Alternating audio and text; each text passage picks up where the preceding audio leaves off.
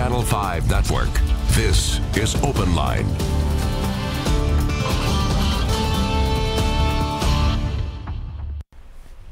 Good evening, everyone. Welcome to OpenLine. Thanks for being with us tonight. We have a great topic for you, and I sure hope that you will chime in, ask your questions, give us your thoughts. I want to hear about it. We're talking mass transit, and you know it's OpenLine, so it is your chance to call in. I have two gentlemen here with me from the Transit for Nashville Coalition.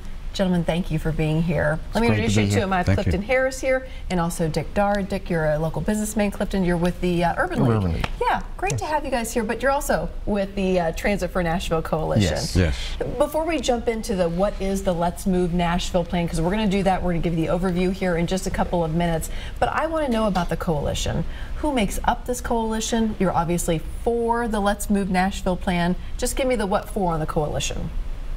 Well, the coalition is made up of 120 different organizations, from AARP to the Urban League, some of our biggest employers and some of our smallest employers, to the Predators, to the Symphony, and a lot of nonprofits and civic organizations, and our universities and colleges. So it represents over 275,000 people.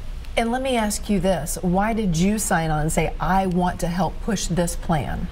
Because the Urban League is about economic empowerment, helping people get jobs. And so this plan is designed to create 3,850 jobs. And people need access to good paying jobs, because if they have access to good paying jobs, then they can solve a lot of their other problems, such as housing, transportation, daycare, and healthcare problems. Yeah, you've had your hand on that in all of that throughout the years. All that for a number of years. So you know what you're talking about. Dick, tell me why you decided this was something that you wanted to sign on to. I decided to get involved in this because Clifton got involved. So that's, that was all you needed to know? That's all I needed to know. No, I think like Clifton, I think this is an issue that's going to affect all of us across the city. I think I've been involved. I moved to Nashville 43 years ago, and I think this issue is the biggest thing I've ever seen come across for decision, especially a decision by the voters of Middle Tennessee, of Nashville, Davidson County. So I think that this is one of those things that comes once in a lifetime. It's a multi-generational effort. It's going to be around long after Clifton and I cross that river. Yes, and I think that, in fact, this project may not be over before, our statistical. Never know. Never know. So, but I'm saying that this is a very important project. It's a long-term project, and it's going to affect the very future of this city and where it goes. And I think May 1st is going to be one of those moments in time that we're all going to remember. Yeah, I'm glad you mentioned the date. May 1st is the date. If you are living in Davidson County, please circle that on your calendar. I know a lot of folks don't usually turn out for those midterm elections. There may be a few judges races on. It's always important to vote. Unfortunately, not a lot of turnout, but this is the day we decide transit in Nashville, what we're going to do in the future here. So if you want to vote, if you want your voice heard, circle the day on your calendar, make a point to get out and vote that day, because that is the mass transit referendum vote. I also want to mention before we get started here, and I want to show you the Let's Move Nashville plan, we invited the folks who are they're not liking this plan very much, the folks with no tax for tracks. We invited them on the program. We haven't worked out a date yet. We're hoping that they will come on. So if you're on that side of the camp, don't worry. We have extended the invitation. We hope to hear from them soon. In the meantime, let's all get on the same page. Let's watch this story that Chris Conti put together about what is the Let's Move Nashville plan. Oh, I'm told it's not ready yet. We're getting callers lined up. I do want to remind you it is OpenLine. I already see the phone lines ringing. I knew this was going to be a popular topic. And the phone number is 615-737+ right there along the bottom of the screen. Okay, I'm told Andrew is on the line. Andrew, you're our first caller. Go ahead. Yes, we have a project in West Nashville that's down by West Park that is still going on. It's supposed to be done in 2017, and it's about 2 more years in. So I don't know what the balloon package as far as the final cost, and that's going to cost. And I look long term on this, where they're saying it's $4 billion to $9 billion to. I mean, the way construction goes, that's what scares me. I'll hang up and hear your comment. Thank you. Okay, very good. Let's lay this out. Timeline and price tag, because there are 2 different prices here that people are floating around. Yeah, I think I want to start about 30,000 feet. And to the caller, you know, we started this plan probably 2 years ago, 2015. It just got complete in 2017, and that was a 2-year effort that was not just done by the city leaders and folks throughout the city, but we brought in some of the experts from across the country.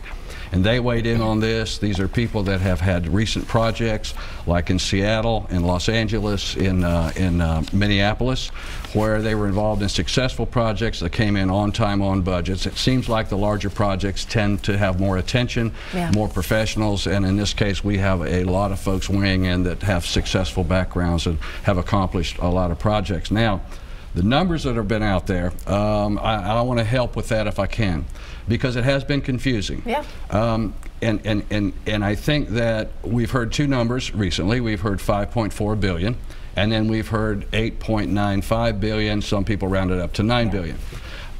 They're both the same number. The first 5.4 billion is a present day value, but since it's a 14-year project, and a 14-year project will carry with it all kinds of other costs, not just on maintenance and operational costs, but they'll also have interest, and they'll also have, you know, the interest on debt service, and they'll also have inflation. So when you weigh that into the original present day value 5.4, it's the same number, it's just extended out. I tend to use the 8.95 million because that's going to be the price tag at the end, and that's what I've kind of been using, but the 5.4 is not incorrect. Okay. But I think it's also important to remember, to remind our listeners, you know, that 5.4 is also going to be continued revenue over that 15-year period and stuff. Explain that a little bit. So we're talking about the same dollars that's going to be there now to pay for the maintenance and the interest and all the other costs that our operational cost is going to be involved. So it's a lot like when you buy your house, you know, at one cost, but then you have taxes and insurance and maintenance that you have to figure into the cost. So your real cost now becomes this number now that you need to be able to maintain your house over a certain period of time. And we're talking the same numbers here. All right, we're going to jump to the phone lines because people are calling in with questions. Let's go to Jerry Lynn first. Hi, Jerry Lynn. Yes, hi. Go ahead with your question or your comment.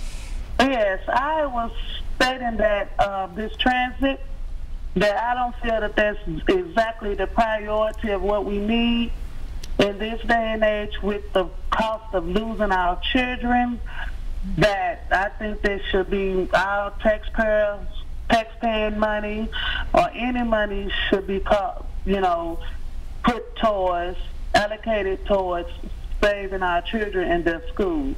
You know, putting metal detectors in the schools and every door that's around the school, securing our children, because that transit will be here and we will not have anyone around to ride it. It will be a ghost train. Yeah. Now, that's my opinion and a few more people's opinion, and I wish they were watching so they can call in and give that. Me, myself, now I have lost a son through gun violence on my front porch, and that's just not the only reason why I'm against it, because I see it every day. Every morning you wake up, there's a kid get killed. Then when you look into the schools, there's 20 kids getting killed, you know, with the teachers. People want to come home. People want their children to come home, you know. So I feel like, hello?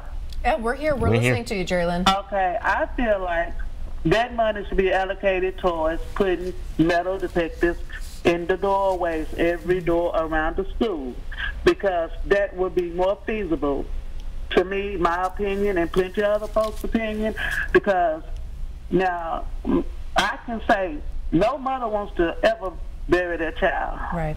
And I'm sure if you're a mother or father, whomever, brother, sister, you don't want to ever be, it's not a good feeling. Right.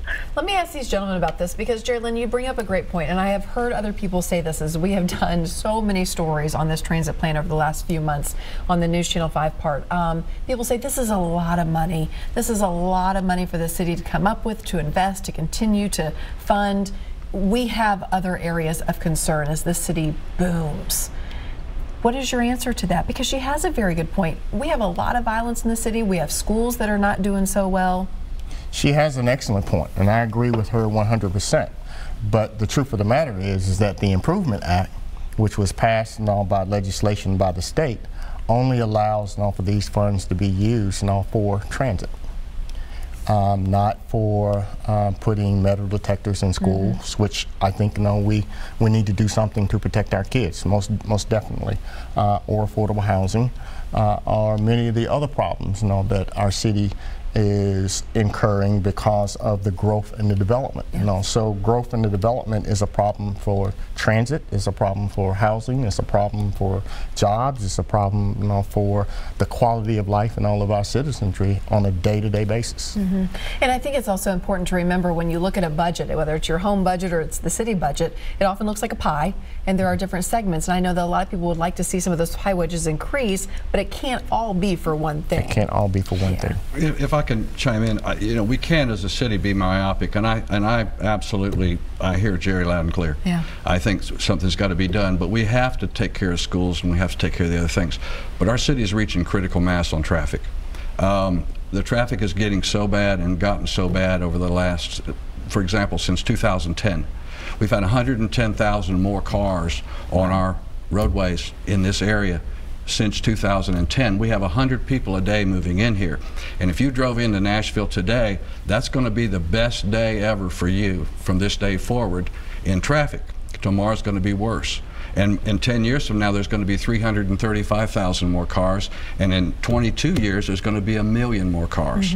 So we have to do something now so that we're just not completely stymied by gridlock. And gridlock is something we're going to have to address, and that's what is addressed in this plan. And it seems like we're a little bit behind in getting this moving. We are. We are. There's How'd that cities. happen? Well, I don't want to put degrees on it, but we've kicked the can far enough down the road. And not of us, a lot of it's intentional. I think it takes a long time to plan if you're going to do it right. And that gentleman that called earlier from Memphis, it gave a good example of that. We got to do our planning right. We got to get the right people involved, and that takes years of planning, and we've done that. But all the while, Nashville, it's not anybody's fault. We're the friendliest city in America. We're the it city. A lot of people want to move here. They want to live here. They want to work here. There's opportunities. It's not just Music City, but it's one of the best cities in America to live in. It's the hottest city in America. So my point is that people moving here at such a rapid rate, we've got to understand and accommodate that, and that will only slow down if they can't get around. What good is all this live music if people can't get there to hear it? Right, absolutely. Okay, I think it's time that we take a break. So we're going to take a quick commercial break. The phone lines are flooded. That's how I love an open line. There is so much to talk about when it comes to this mass transit. We will do it right after this break. Stay right where you are.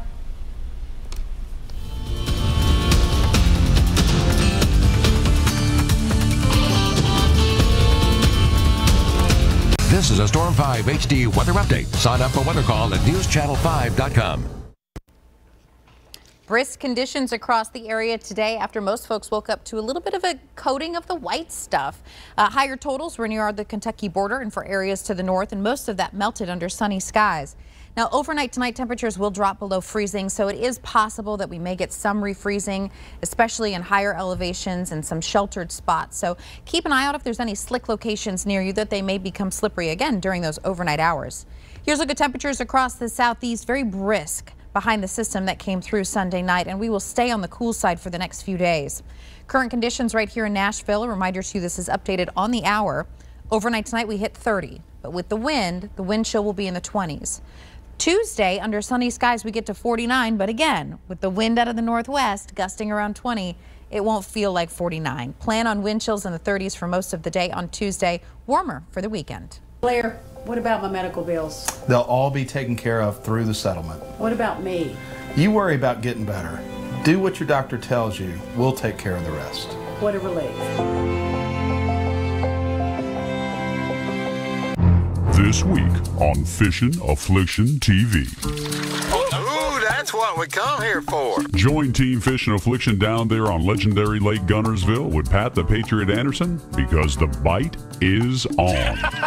Yeah, that's the one to start the day on. Yeah. I wasn't lying when I said they're on back here. Your Fishin' Affliction TV weekend begins Saturdays right here on News Channel 5 Plus, your home for Fishin' Affliction time for those who've got it bad.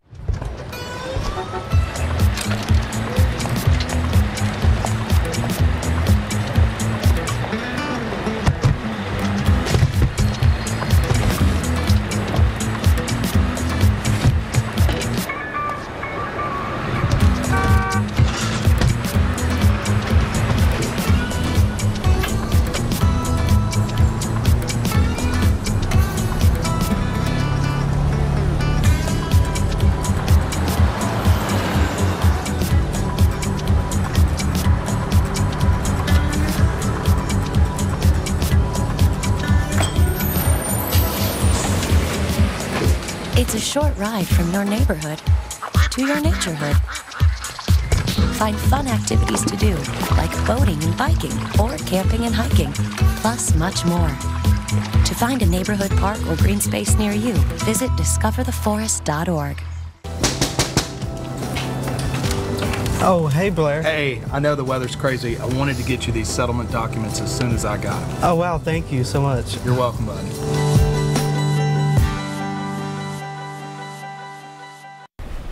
Welcome back to OpenLine. Thank you for joining us. We're talking about the mass transit plan for Nashville. Up for a vote come May 1st. I have the folks here with the Transit for Nashville Coalition with me tonight, Dick and also Clifton. Thank you all for spending the hour with us. Lots of phone calls to get to. We're also live on Facebook tonight on the News Channel 5 Facebook page. I have a question from there to get to. But first, I just want to make sure that we're all on the same page with the Let's Move Nashville plan. Chris Conti put the story together for us. Today is an exciting day. You could consider it an unintended consequence. So much growth, so quickly, so few ways to get around. It's a transportation solution that will create transportation independence. So today, before a room packed with people, Mayor Megan Barry signaled a lane change of sorts for the city's path forward. Traffic congestion has become a constant, and guess what? It's only going to get worse. We are not going to pave our way out of traffic jams. The $5.2 billion plan, dubbed Let's Move Nashville, is as complex as it is expensive. By 2027, Nashville's first light rail lines along the city's busiest corridors will open.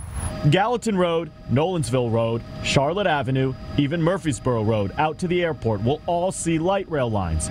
Engineers, though, haven't come up with designs yet. How long does something like that take to build? Well, it's not going to be a short timeline. The most innovative part of the plan is a downtown tunnel beginning at Music City Central. That tunnel will run light rail and rapid buses beneath Fifth Avenue to a stop at Broadway.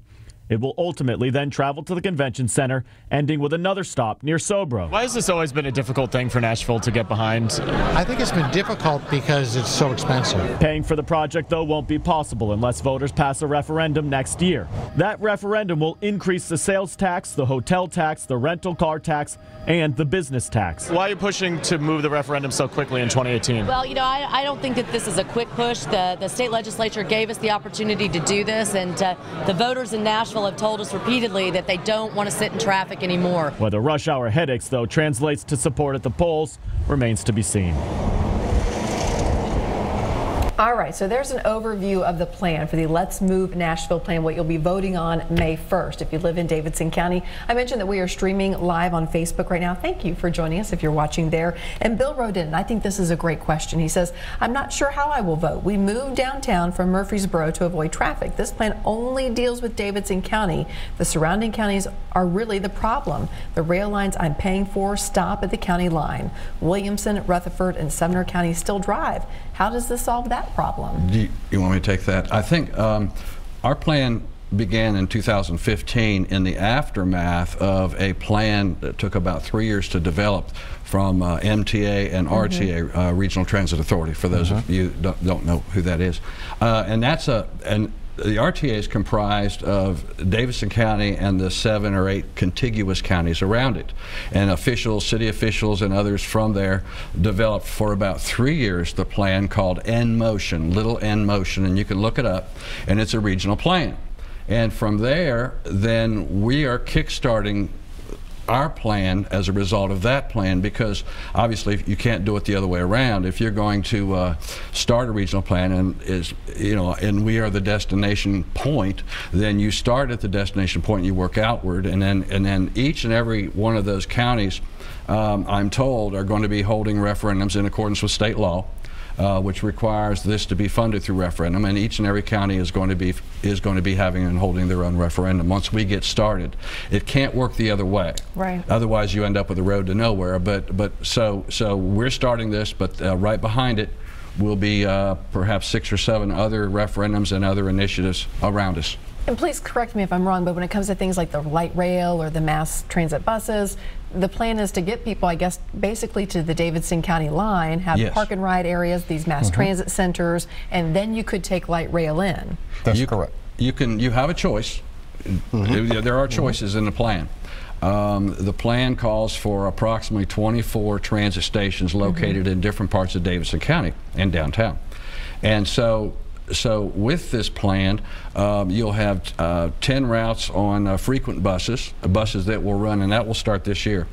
Frequent buses will start this fall. This fall, yes. Every 15 minutes. Every 15 minutes for 20 hours a day. And then you're going to have the rapid buses, and are they ever going to be cool? The rapid buses are going to be the new state-of-the-art electric buses. The terminal stations, or the transit stations, excuse me, are going to have level loading, so that folks like me don't have to, and Clifton here, don't have to walk up and down steps anymore. We have to. So we're going to have level loading, which will also be good for others as well. And Wi-Fi. And Wi-Fi. That's right. That's a big but then, deal and then these you're going to days. have five light rail lines as well. So you're going to have choices, and that's I think the biggest component of this whole plan is that it's going to give people choices as to how they get around, other than to get in the middle of gridlock. But this plan also, we don't talk a lot about this part of the plan, but this plan also allows, for sidewalk expansion to create walkable communities, because safer Nashville communities. is a dangerous city for pedestrians. That's correct. You know. And so Nolensville, Pike, and Gallatin is two of our corridors where pedestrians have the highest rate of being hit by automobiles. And so this also puts in crosswalks and makes our neighborhood a lot safer. Yeah, better sidewalks. Let's jump to the lines. So I mentioned we've got a lot of folks calling in. Kathy, thank you for hanging with us. Kathy, what's your question? Hi, thank you so much for taking my call. I never miss OpenLine, Morning Line or OpenLine. Thank you so much. My question is this. I live in Old Hickory Towers, and it is for disabled people and senior citizens, and we have a Metro bus that comes here at 5 in the morning and 5 in the evening to get downtown, and that is it. And over half of us here, including myself, do not have a car. And I have lived here since I was 17. I'm now 65. To me, yes, I'm voting for this. We need bus stops, especially at these retirement communities. We don't even have service like, even a church that would come and take us to Walmart. Nothing. And to have a bus come, y'all, at 5 in the morning and return you at 5 p.m. to even go downtown to the beautiful library, which I love, or even, you can't get there. For me to get to my mother's in Donaldson, one last thing, and then I'll let y'all comment. There is a bus terminal on Myatt Drive, close to Old Hickory Towers. But I would have to take the bus at 5 a.m., and then go there, or walk there to Myatt Drive, 2 miles, to get a bus and transfer downtown to get to Donaldson to Cottage Lane, to my mother's, who's elderly and not well. Now, when we've got, buildings like this, which Mayor Berry just did a ribbon cutting, $3 million renovation, and we have 2 bus routes a day, 5 a.m. and 5 p.m. So if you leave at 5 a.m. and want to go downtown and go into the Gulch, go to the Johnny Cash Museum, Patsy Cline, you can't do it. Right, you're in downtown all day. Well, Kathy, let me see what these gentlemen have to say, because that is a problem. You can't expect people to just have two stops a day, especially when you're living in a retirement area. Well, Kathy is exactly right, and this plan is designed to help the folks that need it the most, such as Kathy, our senior citizens, our single-parent mothers, people with disabilities, people without cars. And it will allow Kathy the opportunity to be able to not have to catch a bus at 5 in the morning and then wait for Well, how is that going to happen? Give me the specifics. Well, she'll be able now to catch a transit or a bus, at the nearest station where she is, and if she's more than, is it a mile from that, then this plan calls for a connection with alternative vehicles like Uber and Lyft to be able to take people the last mile to their destination. But it allows her to be able to get out of her home and then to go to her doctor's appointments, to go to her optometrist appointments, or to be able to go visit her mother without having to get into a car. And it makes it gives her an opportunity to be more mobile. Sure. And this plan is designed to help individuals be more mobile, work in or live and work and play in a community, that allows them access to the things that they didn't have access to before, as well as go to the grocery store. That's very important. Dick, I know you're chomping at the bit over No, there. I'm not. In fact, he just said the word, and I really feel bad because someone was explaining this plan. This plan is unfolding. This is an issue being talked about as we speak. I was at lunch with somebody today. They started to tell me about access and how they're going to do more with it, with having these designated buses, and it's being developed, and it's not. I mean, this whole plan is going to, when it comes down to developing it and fully getting it up and running and moving, it's got a lot of work to do. But I can assure you that... Which is hopeful, but it can also be scary, especially for the people who often feel like they get forgotten. They're not forgotten in this. They're not forgotten. They're not forgotten. In fact, disability, senior citizens, I mean, we're fighting for senior citizens every day, aren't we? But being one. I am one. I am one too. But anyway, my point is that, for example, in this whole plan, seniors, those with disabilities, are going to get half rates. Children under age 18 are going to get half rates. Folks under the poverty line are going to get free access to transit. So, but this thing of access is being talked about today, and it's going to develop. And I want everybody to understand that the plan, while it's been well developed and it's as far as a conceptual plan goes, there's a lot of work to do. And I would suggest to everyone listening and tell your friends that as this plan finally gets into final form, every member of the Metro Council is going to be involved in this. So please go to your council person, weigh in on this thing, because the Metro Council their work's just getting started. They're going to have a lot to say about this because it's going to travel with all these transit stations throughout the county. It's going everywhere. So everybody's going to have a lot to say about it, and it's going to be a real good role. We've got a great Metro Council, and let's get them engaged and get them going. And I suggest to all of the people listening and viewing here tonight that just stay in touch with your member council, because they're going to be up to their neck in it. All right, we have to take another quick commercial break. I see you. Let's see, we have Sheila and Taylor and Alice and many more folks on the line. I'll get those names, and Jeff, it looks like, so I'll get those names during the break, and we'll get going on these phone calls. I promise. Stay with us.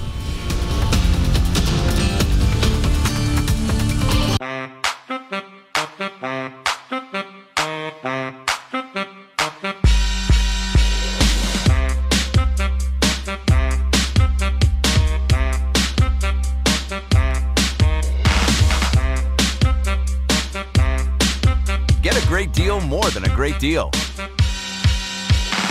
at the Hyundai Season of More event. Get up to $3,750 in total savings or 0% APR for 60 months plus $1,750 cash back. Sale ends soon.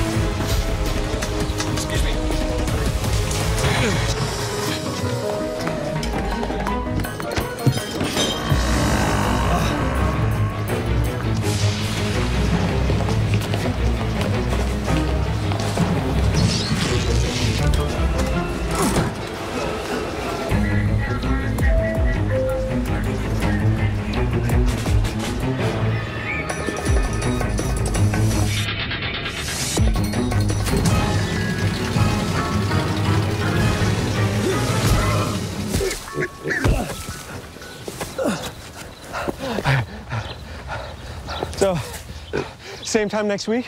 Well, of course. Put away a few bucks, feel like $1,000,000. For free tips to help you save, go to Feed the Pig. I'm Shine. Welcome back to Open Line. We appreciate you guys being here. We are talking mass transit, and I can tell a lot of you all want your voices heard here on the air, also on our Facebook page. Mike chimed in real quick, and he said, how about having somebody from the other side in? Mike, we've extended the invitation to the other side, to the other folks for the No Tax for Tracks, and we're trying to work something out with them. So we're hoping they will come on board and come on the show, so keep watching. We're trying. But for tonight, I have Clifton here with me, Clifton Harris, and also Dick Dar with the Transit for Nashville Coalition. Thank you all for both being here. Obviously, people are very passionate about this topic, lots of questions, so let's just get to it. We have Jeff on the line. Hi, Jeff. Hello, thanks for taking my call. You're welcome. Go ahead. I'm a Nashville native. I'm 55. I've been here pretty much all my life. I'm truly excited about the new transit plan. However, I do have two quick questions. Okay. The first question is, will there be a new construction for the light rail to cross from the East Bank to downtown, or will it use an existing structure? The second question, you remember, I'm sure, about the 2010 flood. Will there be an implementation put in place to protect the tunnel from being flooded, God forbid, if that happens again? I'll hang up. Great question. Thank you for calling in, Jeff. Let's talk about that first one, the transportation coming from East Nashville. You want to take the first one? Well, first of all, coming from East Nashville, that design has been depicted on a drawing, and all the details are not there yet. This is a conceptual plan, but I'm sure that's going to be all taken into account. But as far as the conceptual plan, they don't have that kind of detail established just yet, Jeff, and I'm sorry I can't do that. The other, what I know about the flood wall is, I attended a meeting, with the tunneling folks, and as they explained it, there is a technology, that will take into consideration, the flooding problem that we have, and so that won't be a problem. They assure us. A lot of people have a big question mark when it comes to building this tunnel underneath downtown Fifth Avenue. Yeah. And how in the world do you do that in a city that has limestone underneath it? It's really complex. Well, with the limestone, with the tunnel folks, they said, we have the perfect rock. For you'd think it would be an obstacle, but it's not. It's not, and so they're really excited about the opportunity that we have to build a tunnel underground without any disruption to the street, which is amazing. Which is amazing. Yeah. Yes. Okay. And some people say, I'll believe it when I see it, but we'll see what happens. Okay. Let's jump to Sheila. She's been waiting a long time. Hi, Sheila. Hi. Hi. Go ahead. Thank you so much for taking my call. No problem. My concern is this. With metro schools expecting to have 1,500 new students, and in essence they ended up having 500 students that ended up leaving. A lot of it was because of gentrification. There are families that cannot afford Nashville. They are moving away. And to me, we are not looking at affordable housing, and what it seems to me like this plan is like a day late and a dollar short. What happened is you crammed everything in downtown Nashville. There is no room for anything. In other large metropolitan cities, sometimes they move their stadium, they move everything to the outskirts. Have they thought about the fact that when you're downtown and these truck drivers have deliveries to make, and my car was blocked in. I went to a restaurant because a truck driver parked beside me, and he said he had no way of getting in. This is going to be years of this downtown area torn up. And we have, in the meantime, it seems like Nashville is only wanting the people that are high income or the urban professionals, whereas you're pushing your other individuals out. So I don't understand how this plan is going to work, how long downtown will be torn up, and I mean, state workers have to leave when there's a game already, and now you're going to tear it up, but yet you have not, there's not affordable housing. There are people that have moved away. Without repeating yourself, let's go ahead and get some answers, because I know this is a common argument. I'm gonna start with the fact the plan includes 24 transit stations. Each transit station throughout this county is going to be a potential site, and I'll let Clifton talk more about that, is going to be a potential site for development, mixed use, residential, including affordable housing. The cool thing about affordable housing is if you're near a transit station, you're within a 5 blocks, half-mile area, you can walk to the transit station, you can go all over town. And so having these spread throughout the county is going to spread development opportunities. In fact, the plan shows that it could be a potential of $5 billion in development throughout the county just for these different developments. Now, and I'll say real fast, the downtown will be the least impacted because we're doing a 1.8-mile tunnel. That's all. I mean, underneath. It's underground. Yeah. So I'm just. So I'll when people turn say it back to downtown's Cliff. going to be torn up, no, that's not the case. I'll give it back to Clifton on that for the affordable housing component, because that is certainly one of his areas of expertise. Well, on the affordable housing component, the plan calls for development districts along the corridors, and we have one of those districts in the Donaldson area that is running right now in conjunction with the Music City Star. And so it is generating $10 million to produce affordable housing along that corridor. And so, and that's just one station. So if you imagine 10 stations, there's the potential of producing millions of dollars for affordable housing and economic development opportunities for business districts, so that people can walk to their businesses, so that they can walk to their substations, and so that the employer can attract good talent in to be able to work the jobs that they have. Let's talk money. Obviously, this is going to take a lot of money to do it. We already talked about the 5.4 versus the 8.95 billion, but let's just talk about the taxes, because you say that tax word and people, what? And we're talking about 4 different taxes going up. Troy on Facebook said, higher taxes than New York City. Do liberals really want that? Really? Let me take a shot at this, Clifton, and then you jump in. First tax is sales tax. Yes. A lot of debate on that. But the fact is that the ½ cent on the sales tax allows people from outside of Davidson County to help us pay for the transit. Well, people who live in Davidson County also pay a sales tax every day, a lot. But about half of that, but the fact is that we can now get participation from our visitors, from people who commute here and whatever. So that ½ cent would be the first of 4 components to this plan. It all has to be designated, and so the second part would be the quarter of a cent tax on we've got the hotel. With the hotel, thank you for helping me with that. And then the surcharge, the 20% surcharge on the rental car, and also on the business and excise tax. Is it boils out, if you were to take that ½ cent sales tax, because I had a friend of mine ask me, I said, what is this going to cost me? I don't understand all this tax stuff, and what's it going to cost me? We did some work on it, and if you look at statistically what the average income is for Davidson County residents, and you look on that statistical survey that they have, and then you look at typical spending habits and so on and so forth, it's about $5 a month for people. Now the more you make, then the more you'll spend and the more you'll pay. But the fact is, if you look at that statistical number, the average Nashvillian would be spending about $5 a month on transit for their tax. And the only other thing I would add, very briefly, is that we don't talk about this a lot, and that is, right now, people pay $55 a month to ride the bus. Under this plan, they will pay $5 a month. Wow. So they give themselves everybody, or folks people who are living under the poverty level. Right, below the poverty level. So they would be able to give themselves a pay increase. And for people that are moving out of the city to find affordable housing, for every $1 that they save on affordable housing, they're having to spend 77 cents of that back towards transportation. So it costs about $12,000 a year to run a car. Sure does. Okay, let's talk to Taylor on the line. Hi, Taylor. What's your comment or question? Good evening, folks. Good evening. I've been a long-time resident of Nashville and know the history of transportation in this city, and the city has made a mistake every time they have gone for large transportation projects.